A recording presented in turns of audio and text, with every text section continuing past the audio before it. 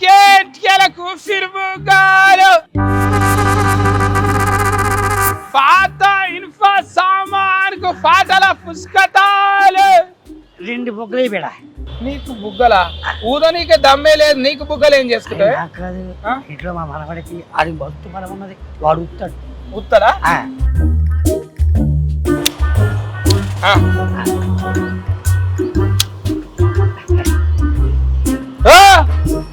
పైసలు ఇవ్వకుండా అవుతావు? పైసలు ఎందుకు? అరే మా ఊర్లో సిటీ కింద కూడా ఉన్నాడు, ఇస్తాడు మాకు. ఫిరీలు ఇస్తున్నాడు ఇవ్వడాడు. ఈ చుట్టుపక్కల 4 ఊళ్ళో నేనే ఫేమస్ అమ్మ నీకే. సిటీ కింద కూర్చుంటాడు, ఓ చూడు పో. నాకు ఫోటోకి వచ్చిందా? ఇవ్వడాడు. నాకు ఫోటోకి వస్తాడు, చూస్తాను సంగతి. ఇదే మాకు ఇది ఉన్నాయిగా, లైట్లు కుర్చీలు ఉన్నాయి, అడుగుతా.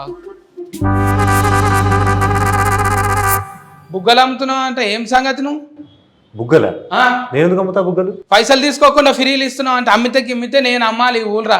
ఎవరు చెప్పిర్రు? అరే కింద ముసలాయన అంటున్నాడు. కింద ముసలాయన కాగిత తెలియదు అనుకుంటున్నావా? ఫ్రీలు ఎందుకు ఇస్తున్నావు నువ్వు? అలవాటు నేర్పితే. అవి బుగ్గలు కాదు.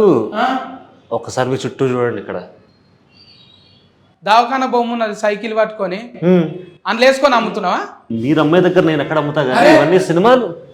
సారు రాఘవేంద్రరావు సారు, అరే తనకెళ్ళ బారి సారు అందరు ఉన్నారు కానీ ఇంట్లో సినిమా నేను కూడా ఉన్నా చూడండి. బాగున్నా కదా? నువ్వు ఇక్కడ మళ్ళీ చేరా? అమ్మ కొడుకో నువ్వా? పాటలు వాడే మేడం కొడుకు కదా? ఇది నీ పేరు ఏంటిది? ఫుబస్తా అది ఉంటది ముందుగా లేనిది అది. అది ఆకాశ్ ఉప్పు బస్తా. ఉప్పు బస్తా, ఆకాశ్ ఉప్పు బస్తా. సర్నేమ్ ఉంటది కదా మమ్మీ.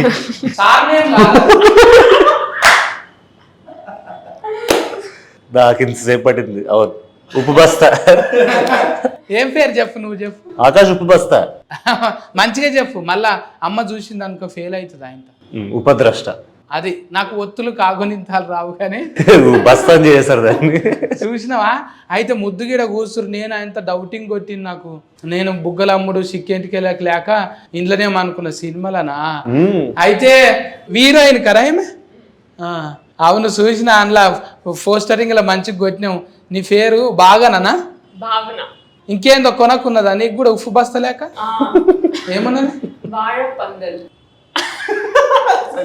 ఏం పందిరి? వాళ్ళ పందిరా? Rolling, it should be rolling. నాకు వద్దది. భావన అంటే చాలు. ఇంకా డైరెక్టర్ పేరు అయితే పెద్దగానే ఉన్నది చూసిన నేను. గంగనా మోనా శేఖర్. గంగనా మోని. అందరికి ఇవి కొన పేర్లు గమ్మత్తున్నాయి. మీరు పెట్టిన పేర్లు గమ్మత్తున్నాయి. ఆస్తుకి అట్లా కుదిరినాయి. శేఖర్ అన్న చెప్పే, నువ్వు చిన్నోనివో పెద్దోనివో కరెంటు తీగ లెక్క సన్నమే ఉన్నావు కానీ అది కూడా తీసినావు అంట కానీ. పంచతంత్రం. పంచతంత్ర కథలు. అదేంటిది? ఆంకమాలజా?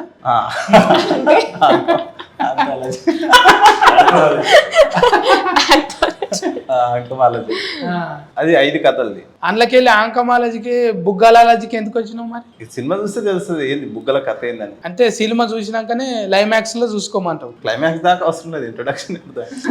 గిన్ని గానం నెత్తి మీద ఎట్లా వేసుకున్నావే? ఎన్ని గానం? ఒకటి కెమెరా వేసుకున్నావు, డైరీ స్కానింగ్ వేసుకున్నావు, ఇంకోటి రచన వేసుకున్నావు. ఒక్క యాక్టింగ్ వదిలేసారు అంతే. అంటే అన్నింటి మీద అనేది నాకేం అవగాహన లేదు. ఒక సినిమాకి ఏం కావాలనేది, ఒక కథకి ఏం కావాలనేది అది చేసుకుంటూ వెళ్ళినాం అంతే తప్పితే ఇన్ని డిపార్ట్మెంట్లు అన్ని చేసేంత లేదనుకోండి. బట్ ఈ కథకి అవి చేసుకోవాల్సి వచ్చింది అంతే. బుగ్గలమ్ముడు అంటే ఇప్పటి కథ కాదు, అది 96లో జరిగింది మన కొల్లాపూర్ నంద్యాల మధ్య. నువ్వు ఏ మోడల్ మరి? 88 మోడల్. 88? అవును. అంటే చిన్న పిల్లగాని నేను 88లో చూసి మళ్ళీ 96కు కథ తీసినావు అంటే 10 ఏళ్ళకే తీసేసి. ఇంకా మీరైతే ఆల్రెడీగా యాస్కెనింగ్ మీద ఫట్ ఉన్నదంట కదా మీకు? నాకేం అర్థం అవ్వట్లేదు. నేను ఏమన్నా యాస్కెనింగ్ మీద గ్రిఫ్ ఉన్నది, యాక్టింగ్ మీద గ్రిప్ ఉన్నది. ఆ గ్రిఫ్ తోని చెప్తుంటివా ఆల్రెడీ ఇది నేను చేసేసిన, ఇది నాకు పెద్ద కథ కాదా? రోజు సెట్ మీదకి రావడం ఇది నేను ముందు చేశాను సార్. లేదు అంటే కెమెరా ముందు ఎక్స్పీరియన్స్ తక్కువ, నేను థియేటర్ ఎక్కువ చేశాను, సో చాలా నేర్చుకున్నాను. మీకు అంటే ఆ స్టేజీల మీద అంటే గట్టిగా ఒలురుతారు కదా? కరెక్ట్. ఒలురుతుంటే డైరెక్టర్ అన్నాడా కొంచెం కూల్గా మాట్లాడాలి? చెప్పారు యాక్చువల్లీ రిహర్సల్ అప్పుడు వర్క్ షాప్ చేస్తున్నప్పుడు చెప్పారు అంతా అరవడం అక్కర్లేదని డబ్బింగ్ లో చూసుకోవచ్చు. ఇప్పుడు నీకు కుతికే సాఫ్ మంచిగా ఉండి మమ్మీ లేక పాటలు పాడతావు అనుకుంటే మళ్ళీ యాస్కెనింగ్లకి ఎందుకు వచ్చినావు? ఫ్యామిలీ అంతా మ్యూజిక్ సైడ్ వెళ్ళిపోయారు. మా అమ్మమ్మ మ్యూజిక్ టీచర్, మా చెల్లి పాడుతుంది, అమ్మ పాడుతుంది మొత్తం. సో నేను కొంచెం ఏదన్నా తేడాగా చేద్దాం మన ఫ్యామిలీలో అని ఫస్ట్ డాన్స్ మొదలెట్టిన తర్వాత యాక్టింగ్ మీద కొంచెం కొంచెం అలా ఇంట్రెస్ట్ పెరిగి ఫైనలీ సార్ నాకు ఒక గొప్ప అవకాశం ఇచ్చారు, దాన్ని పోగొట్టుకోవాలి లేక. అరే ఇంట్లో గ్రామంలో మంచిగా కండలు అవి పోస్టింగ్లు బాగానే పెట్టినావు. ఏదో అండి ఇలాంటి అవకాశాలు వస్తాయనే పెడతాం మేము అంతే. ముందుగాల ఆల్రెడీగా దస్తి వేయొచ్చు అనేది కండలు పెంచిండు. కన్నలు కుతికే మీద పెట్టలేడు, మొత్తం ఫెయి మీదనే పెట్టిండు. అన్ని కండలు పెంచినా కూడా నాకు ఓన్లీ ఫుల్ షర్ట్లు వేసారు, ఏం కనపడకుండా. అబ్బా బాధ అనిపిస్తుంది కదా ఎవరికైనా. నాకున్నది కాకుండా వేరేది ఎందుకు చూపిస్తారు సార్? కూడా ఆయన ఉన్నది కదా, ఒక కండల షాట్ పెట్టరా అన్నదా? ఇప్పుడు పెడదాం తర్వాత. ఇప్పుడు ఏదైనా ప్రోమో సాంగ్ లో ప్రమోషన్స్ వాడతారు ఇవన్నీ. మరి తిఫల్ అనిపించలేదా? కట్టుకొత్తాలే నువ్వే డైరెక్షన్ ఓకే టేక్ కట్టుకొత్తుడు కెమెరా అంటే రోలింగ్ సార్ అనేటోళ్ళు వేరే ఉంటారు కదా. అండ్ నాకు ఫస్ట్ సినిమాకి కూడా అలవాటే కదా, పంచతంత్ర కథలు కూడా అలవాటే కాబట్టి.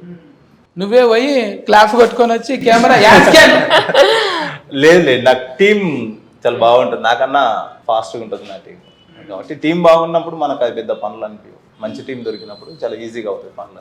అంటే పెద్ద అయిన పేరు ఇప్పుడు ప్రొడ్యూసర్ అంటే రాఘవేంద్రరావు సార్ నొప్పించుడు అనేది జర తిఫలే కదా.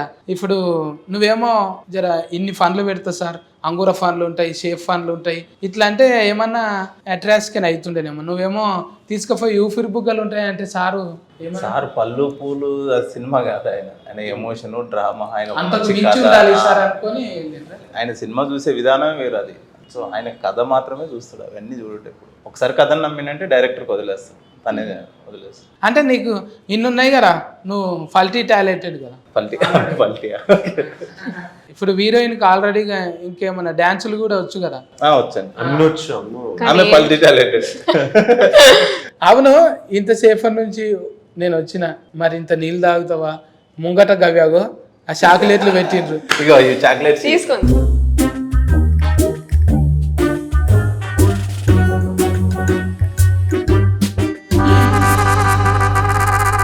కెమెరా బంద్ చేయండి అన్న. చూ గీలు అవ్వాలరా, వాయమ్మో ఇజ్జత్ పోతుంది నాకు. వాళ్ళు బెలూన్స్ అమ్ముతాడు అంటే ఏమనుకున్నావు? నేను ఫిలేస్ గుర్తుందంటే మెడికల్ దవాఖానాలు ఏమో ఉంటుంది అనుకున్నా, కానీ నువ్వు గీ ఫన్ మీద ఉన్నావు. దాని తప్పేముంది? తప్పులేరా? తప్పు అనుకుంటాం మనం, అదే పెద్ద ప్రాబ్లం. ఏంది ప్రాబ్లం? అది పట్టుకున్నాక ఎట్లయితే తెలుసునా? ఎట్లయితుంది? చెయ్యి అంత నరాలు గుంజుతాయి, నీకేమెరక? ఇది నాకు తెలిసిన వాళ్ళు చూడాలి, కానీ సత్తి 2-3 దినాల దాకా మాతో మాట్లాడకు నువ్వు అంటారు. అంత పెద్ద తప్ప అది? మరి కాదా? అదే సినిమా తప్పు అనుకుంటాం మనం, కానీ తప్పు కాదు, అన్నిటికంటే అవసరమైనది అది. 1996లో దాని అవసరం ఏంటి అనేది సినిమా. ఇక ఇదే ఫనా? ఇక ఊరందరికి ఇదే ఫనా? మాకేం పని లేదు.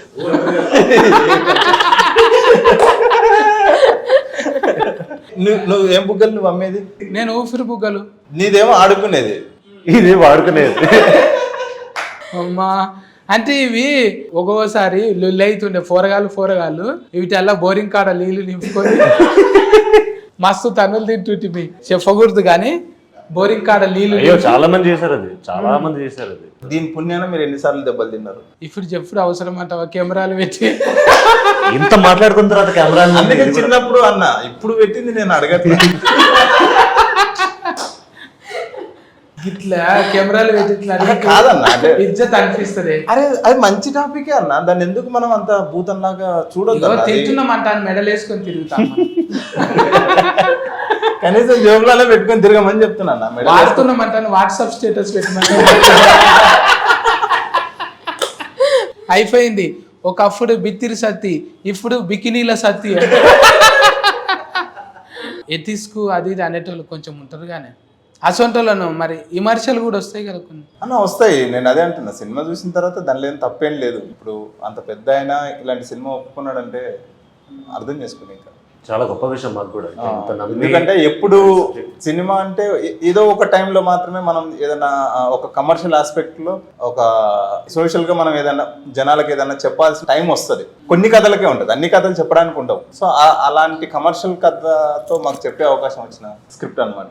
సో అందుకే సార్ కూడా చాలా మంచి స్క్రిప్ట్ అని యాక్సెప్ట్ చేసి. ఇంకా నువ్వు సిగ్గు పడలేదా మరి? నీకు సిగ్గు అనిపించలేదా? లేదు సార్, కష్టం సార్, అది ఎక్స్పెక్ట్ చేయండి. వద్దు అమ్మకని చెప్పాను కానీ వినలేదు. నాకు నా లక్ష్యమే ముఖ్యం అని, నా పెళ్ళాం కంటే నా లక్ష్యం చాలా ఇంపార్టెంట్. అవి అమ్మితే నీకు కమిషన్ వస్తుందా? ఇట్లా కమిషనే. నేను డబ్బుల కోసం చేసామండి, కొంచెం అవగాహన పెంచుదామని. ఆ రోగం ఏంటి, అప్పుడు పరిస్థితులు ఏంటి, ఎందుకంటే అప్పుడు ఎవరికి అవగాహన లేదు, ఎవరికి ఆ మైండ్ సెట్ లేదు. ఇప్పుడు అదే టైటిలింగ్ కదా, నన్ను యాది పెట్టుకో లేకపోతే నిన్ను యాది మరుస్తారంటాను. బాగా రాశారు కదా. మంచిగా రాసినావు, డబ్బా మీద బోర్డు వేసుకొని తిరుగుతున్నాను. ఇప్పుడు సంబంధాలు అంటే ఎవరు చూస్తలేరు కదా, టూక్ వాడతారు ఎక్కువ. అంటే సక్రమానికి వాడాలి. అంటే నాకు తెలిసినంత వరకు పెద్ద రోగం అంటారు కదా, అప్పుడు ఇది ఇట్లా అనలేకపోతున్నారు. ఎయిడ్స్ అంటాను. ఎయిడ్స్ అంటే ఓయమ్మో, ఎయిడ్స్ అంటే అన్ని తీసుకుపోయి ఆడ అలగబెట్టాలి అన్నట్టు ఉంటుండే. అని గాలి వాడితేనో లేకుంటే ఆయన ఇట్లా మాట్లాడితేనో తుఫిల్లు పడితేనో వస్తుంది అంటాను. అవిట మీద నేను కూడా తిరిగినాం. అప్పుడు పాటలు కూడా రాసి పాడినాం అనమాట. ఎయిడ్స్ భూతం లేచింది బిడ్డ ఫారా హుషారు, రోగాల కోరల్ని సాచింది బిడ్డ లేదా కంగారు, యాది మరిసి నువ్వు ఇట్లున్నావంటే నాకెందుకంటూ ఊకున్నావంటే, రోగం వచ్చి ఫీల్చి ఫిఫ్ఫి చేసినాక ఒరిగేది ఏముంది మొత్తుకున్నా గాని, ఎయిడ్స్ భూతం లేచింది బిడ్డ ఫారా హుషారు, రోగాల కోరల్ని సాచింది బిడ్డ లేదా కంగారు.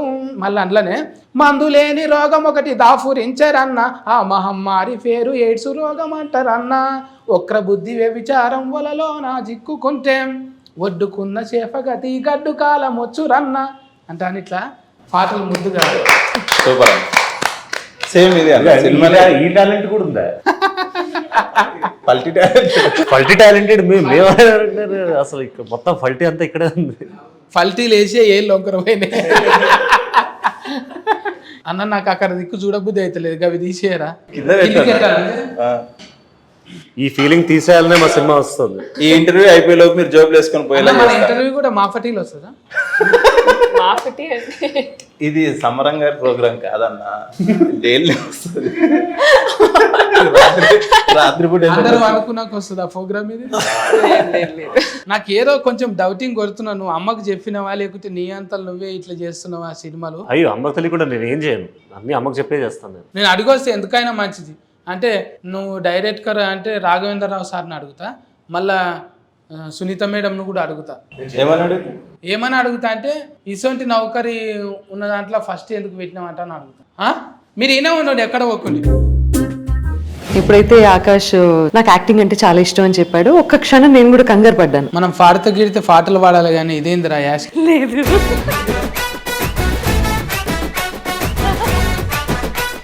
ఎక్కువ డాట్ కార్లు యాట్ కార్లు దగ్గర ఉంటాయి. అంటే చదువుకొని మీ భాష కనీసం ప్రొనౌన్స్ చేయడానికి కూడా తిరిగి రాదు తెలుసా? డాక్టర్ మీరు ఇప్పుడు అన్నారు. డాట్ కర్